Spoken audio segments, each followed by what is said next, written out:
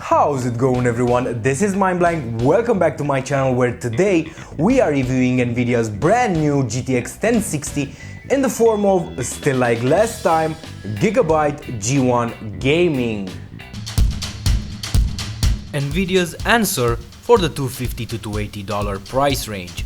Its main competition today is the Radeon RX 480 GPU, which, when bought with a comparable amount of VRAM, the 8GB model, is somewhere between $240 to $250.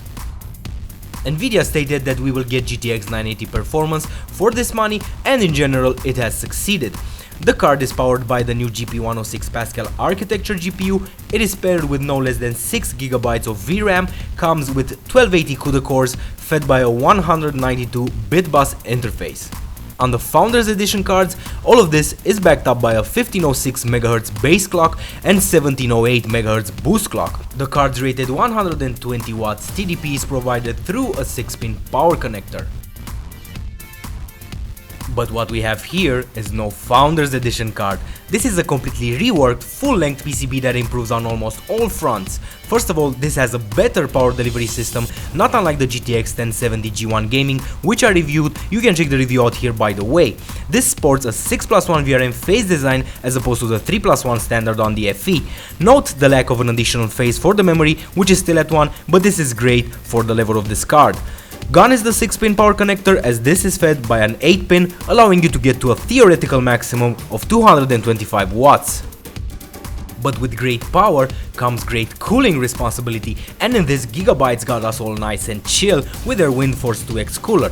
It only sports 2 fans, but at 120 watts TDP, it gets the job done. I haven't seen more than 58 Celsius in a 25°C ambient, and I'm sure that's partly due to the heatsink being as large as the one found on the GTX 1070.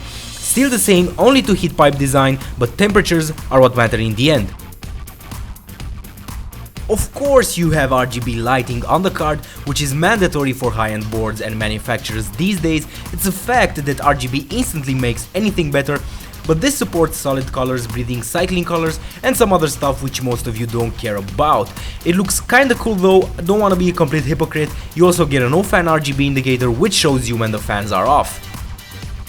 At the business end of this card, you get 1 HDMI, 3 display ports, and 1 DVI-D, so multi-display on this thing is great and definitely not lacking. Nothing overboard, as it is not necessary, especially since the GTX 1060 doesn't support SLI. Yes, that's right, it doesn't even have SLI fingers, so if you wanna get 2 for $500 and get beyond GTX 1080 performance, you are SOL.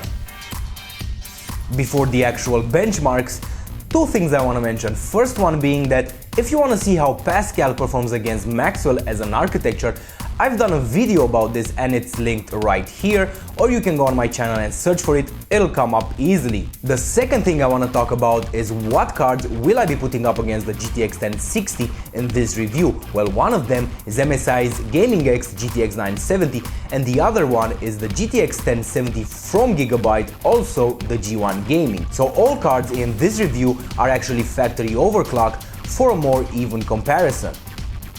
Also note that there is no Radeon RX 480 in the review, and the reason for that is that I am waiting for Sapphire's Nitro Plus OC edition when that will finally start to be available. It just makes more sense to me to compare this custom AIB GTX 1060 to a custom AIB Radeon RX 480. When that card comes out and I will get my hands on it, I'll have a head-to-head GTX 1060 versus the Radeon RX 480. Right, the benchmarks.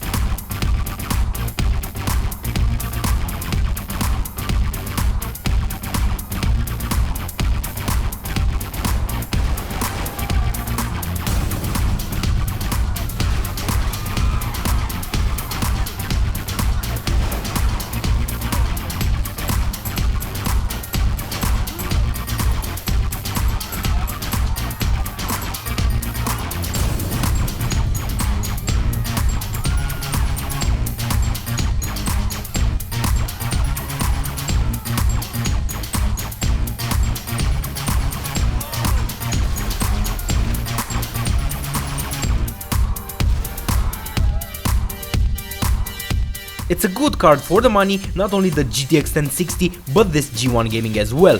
If you are thinking of picking this card up for 1080p, well, it handles games like a dream. I would also recommend this for 1440p as long as you don't want the absolute max settings. It has the VRAM for it, it can clock to around 2100 plus MHz and it uses 60 FPS with most titles. Very decent performer for $280, but what remains to be seen is how it'll age compared to the RX 480 and how it will finally stack up if DirectX 12 and Vulkan games become the norm during these two architectures' lifespans. 6GB VRAM is also nice, especially with rising frame buffer requirements that games have these days. Pretty sweet card, I think Nvidia did a good job on it. Also to Gigabyte with a great AIB implementation.